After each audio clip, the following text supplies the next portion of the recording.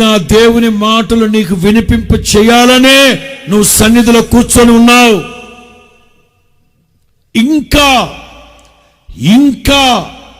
ఆ పరిస్థితుల్లో ఉన్నావా? నా దేవుని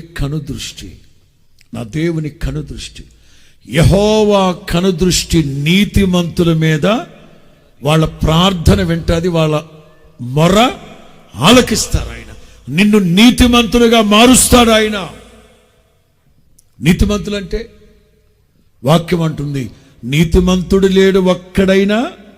స్పందించాలి, తెలిసిన వాళ్ళైనా స్పందించండి. నీతిమంతుడు లేడు ఒక్కడైనా, గ్రహించేవాడు లేడు, దేవుని వెతకేవాడు.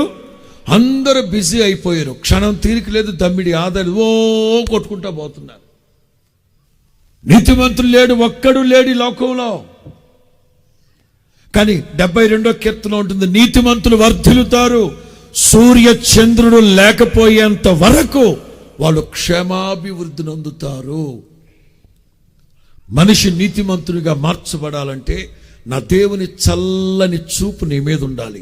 యేసు క్రీస్తు రక్తం నీ ప్రతి పాపము నుండి నిన్ను కడిగి పవిత్రునిగా, పరిశుద్ధునిగా, నీతిమంతునిగా మార్చునుగాక.